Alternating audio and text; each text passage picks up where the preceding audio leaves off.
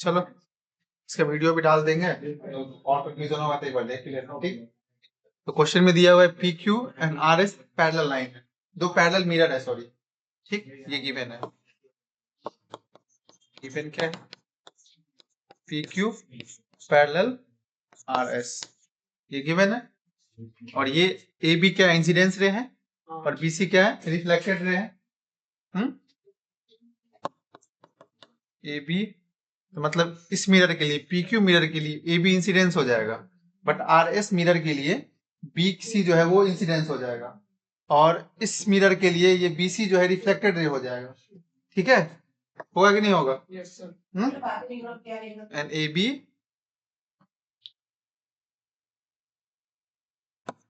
is a incident ray for mirror PQ and BC भी क्या है, BC is a reflected ray for PQ। इसके लिए reflected भी हो गया, बट अब इस RS के लिए ये इंसिडेंस हो जाएगा और ये रिफ्लेक्टेड भी हो जाएगा, ठीक है। सिमिलरली क्या हो जाएगा, BC incident ray on RS and CD reflected ray on, ठीक है। समझ में आई अच्छे? डिटेल में बस लिखने के लिए बता दिया हूँ मैं।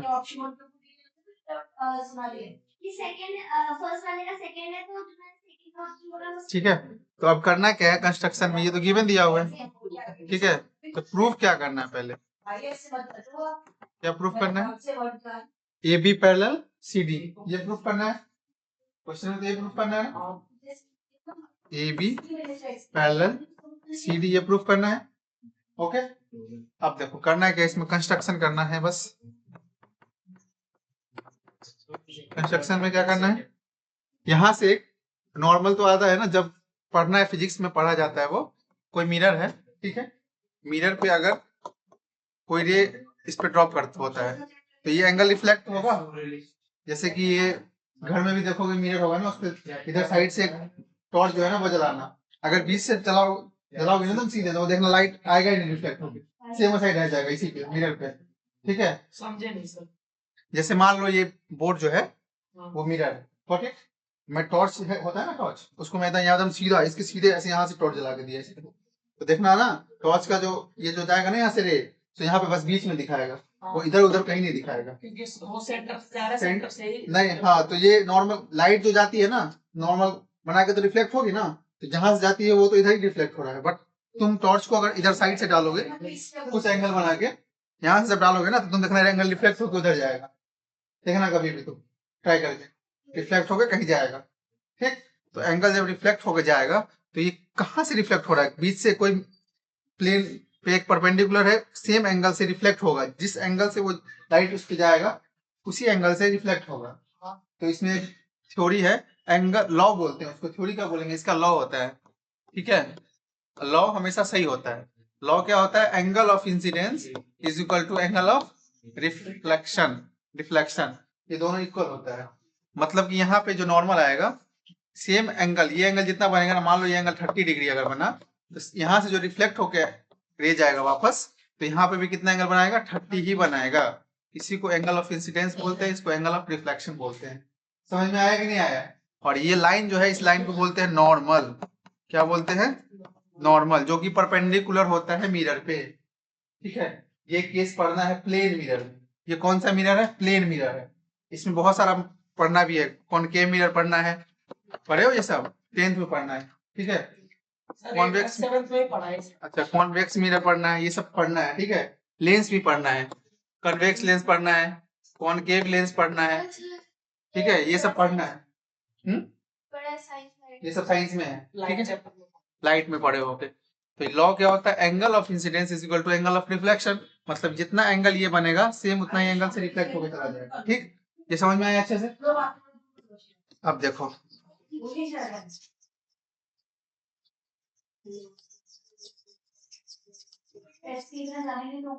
तो कंस्ट्रक्शन में क्या करना है अपने को, यहाँ से एक नॉर्मल तो ड्रॉप होगा। मान लो बी एम एक नॉर्मल ड्रॉप कर दिया यहाँ से, तो यहाँ पे जो एंगल बनेगा वो इसके इक्वल होगा, ये एंगल के इक्वल।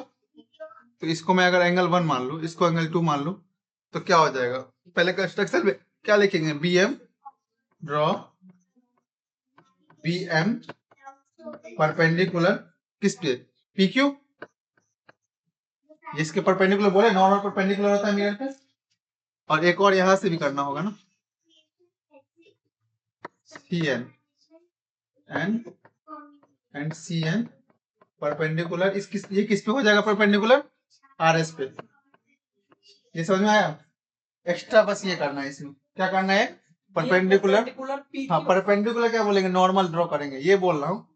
सी एन, ये सी एन हो गया ना, ये इस मिरर में परपेंडिकुलर है ना, ये देखो इस मिरर पे है, और ये जो परपेंडिकुलर है वो इस मिरर पे। पी क्यू को समझ में आया कि नहीं आया, आया समझ में। तो अब बताओ, ये angle of incidence is equal to angle of reflection होगा, 1 2 इसको सपोज कर लिए, और इसको मैं अगर एंगल 3 सपोज कर लूं, इसको अगर 4 सपोज कर लूं, ये दोनों भी इक्वल हो जाएगा। होगा कि नहीं होगा। तो प्रूफ में लिखेंगे, अब प्रूफ में आएंगे, क्या आएंगे, angle 1 is equal to angle 2 लिख सकते हैं ना, आप लिख सकते हैं कि नहीं लिख सकते, angle 1 is equal to angle 2 क्यों लिख सकते हैं, angle of incidence equal to क्या होता है, एंगल ऑफ रिफ्लेक्शन,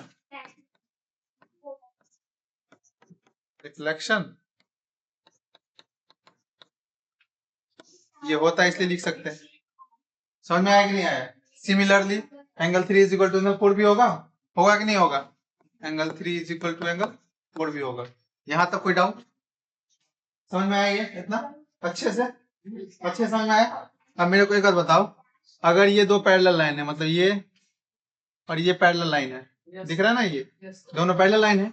अगर पैरेलल लाइन पे मैं एक बात बताऊं ना, ध्यान से इधर देखो बस,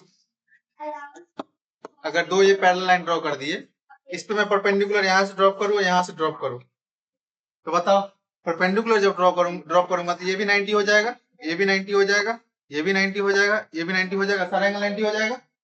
बताओ तो ये कौन सा बन गया, ये कौन सा क्वाड्रिलेटरल बना, ये स्क्वायर बना ना। तो स्क्वायर जब बन गया, स्क्वायर क्या होता है, एक पैरेललोग्राम होता है, मतलब कि ये भी क्या हो जाएगा, पैरेलल हो जाएगा, होगा कि नहीं होगा, मतलब कि ये भी क्या हो जाएगा, इसके ये जो है वो क्या हो जाएगा, पैरेलल हो जाएगा इसके। अब पैरेलल जब हो जाएगा तो ये लाइन जो दिख रहा है बीसी, ये ट्रांसवर्स लाइन का काम कर रहा है कि नहीं कर रहा है। तो angle 2 is equal to angle 3 होगा, ऑल्टरनेट इंटीरियर एंगल से होगा कि नहीं होगा, सो बोलो होगा। अच्छे समझ के आया कि नहीं है अच्छे से। तो क्या बोलेंगे यहाँ पे, बी एम परपेंडिकुलर है P Q and C N perpendicular है आर एस, इसीलिए क्या हो जाएगा, angle 2 is equal to angle 3 हो जाएगा, angle 2 is equal to angle 3 हो जाएगा, होगा कि नहीं होगा, angle 2 is equal to angle 3 हो जाएगा, क्यों होगा, ये ऑल्टरनेट इंटीरियर एंगल से होगा। अब मैं इसको दोनों तरफ 2 से अगर मल्टीप्लाई कर दूं, यहाँ पे बस ये देखना है, दोनों तरफ क्या करेंगे, 2 से बस मल्टीप्लाई कर देंगे, लिख सकते हैं, इसे मल्टीप्लाई कर देंगे। अब इस 2 से मल्टीप्लाई कर दिए तो इसको ऐसे लिख सकते हैं कि नहीं लिख सकते, बताओ, मतलब ये रूट एंगल 2 जो है 2 टाइम्स है, एंगल 3 भी यहाँ 2 टाइम्स है, लिख दिए, ठीक है। ये इतना समझ में आया अच्छे से, चलिए नहीं समझ में आया ये वाला जो अभी बताया, अच्छा ये समझ में नहीं आया, ठीक, छोड़ो इसको, नहीं समझ में आया नहीं, अच्छी बात, नहीं समझ में आया ना, तो इसको छोड़ो। ये जो यहाँ पर सपोज किया था ना, ये angle 1 is equal to angle 2 किया सपोज, या angle 2 is equal to angle 3 किया सपोज।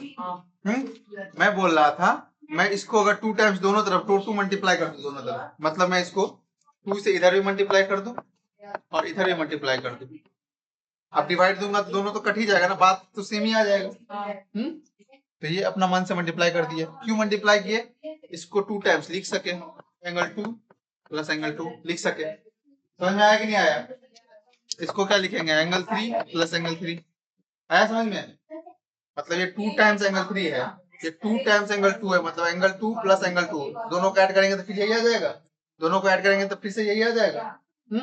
अब मेरे को क्या करना है, इसको इसको अगर पैरेलल प्रूफ करना है तो अगर मैं ये एंगल इज इक्वल टू ये एंगल अगर ले आऊं तो ऑल्टरनेट इंटीरियर एंगल हो जाएगा, तो दोनों लाइन क्या हो जाएगा? कन्वर्स से पैरेलल हो जाएगा। तो ये एंगल बनाने के लिए 1 को 2 के साथ ऐड करना होगा। तो यहाँ पे एक 2 तो है, मतलब एक 1 ले आओगे इसके जगह पे। यहाँ देखो angle 1 is equal to angle 2 है, मतलब दोनों इक्वल है, तो 2 के जगह पे मैं 1 लिख सकता हूँ, नहीं लिख सकता हूँ? लिख सकता हूँ, नहीं लिख सकता हूँ? तो क्या हो जाएगा? एंगल 1 प्लस प्लस एंगल 2 ये हो जाएगा। और ये अगर बनाना है तो एंगल 3 प्लस एंगल 4 करेंगे, तो एंगल 3 तो है, एक को एंगल 4 बनाना होगा। तो ये देखो एंगल 3 इज इक्वल टू 4 है, 3 के जगह पे 4 लिख सकते हैं कि नहीं लिख सकते हैं? लिख सकते हैं कि नहीं लिख सकते हैं? तो एंगल 3 ये क्या हो जाएगा? एंगल 4 हो जाएगा। अब ये दोनों को ऐड जो करेंगे तो कौन सा एंगल बन जाएगा? ए बी सी, ये बड़ा एंगल बन जाएगा। बनेगा कि नहीं बनेगा? ये दोनों को ऐड करेंगे तो क्या बन जाएगा? एंगल ए बी सी बन जाएगा, is equal to B C D. और ये एंगल कौन सा बन जाएगा? बी सी डी बोलो या डी सी बी बोलो, बन जाएगा कि नहीं बन जाएगा?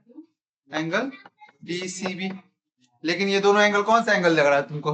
ऑल्टरनेट इंटीरियर एंगल लग रहा है, तो इसलिए कन्वर्स से क्या हो जाएगा? ये और ये लाइन क्या हो जाएगा? पैरेलल हो जाएगा। बस यही है प्रूफ करना इसमें। सर बस एक चीज बता दो। हाँ सर यहाँ पे आपने 2 से डिवाइड कैसे किया? डिवाइड इसलिए किया कि देखो अपना मन से किए, क्यों किए? इसको डबल लाएंगे तभी तो इसको ऐड कर पाएंगे ना। ये पूरा लाना है मेरे को, ये दो एंगल को ऐड करके पूरा एंगल लाना था। एक ही था ना मेरे पास, ये 2 एक ही था ना यहाँ पे, और ये 3 भी एक ही था, ये पूरा लाना है मेरे को। तो इसको 2 तो बनाना होगा ना, 2 बनाने के लिए दोनों तरफ 2 से मल्टीप्लाई कर दिए। उससे क्या होगा? अगर मैं डिवाइड भी करूंगा ये दोनों कट जाएगा, बच जाएगा। ये रेशियो पे तो कोई असर नहीं पड़ेगा, इससे नहीं पड़ेगा ना। तो दोनों तरफ 2 से कर दिए, तो ये 2 टाइम्स लिखा हुआ था 2 टाइम्स लिख दिए, ये 2 टाइम्स लिखा हुआ था 2 टाइम्स लिख दिए। ठीक है, अब अपने को चाहिए क्या? वो एंगल बनाना है तो 1 ही चाहिए, इसमें 1 मिस है, मिसिंग कर रहा है ना। तो यहाँ angle 1 is equal to angle 2 है, तो 2 के जगह 1 लिख दिए, दोनों इक्वल है। एंगल 3 तो रहेगा, एंगल 3 के जगह 4 लिख दिए। अब ये दोनों को मिलाएंगे तो ये एंगल बन गया, और ये दोनों को मिलाएंगे तो ये एंगल बन गया। अब ये दोनों एंगल क्या है? ऑल्टरनेट इंटीरियर एंगल है। Alternate interior angle. देयरफॉर इसलिए क्या हो जाएगा? वो लाइन ए बी क्या हो जाएगा? पैरेलल हो जाएगा। ए बी लाइन क्या हो जाएगा? पैरेलल हो जाएगा किसके? C D. प्रूव्ड। बताओ समझ में आया कि नहीं आया?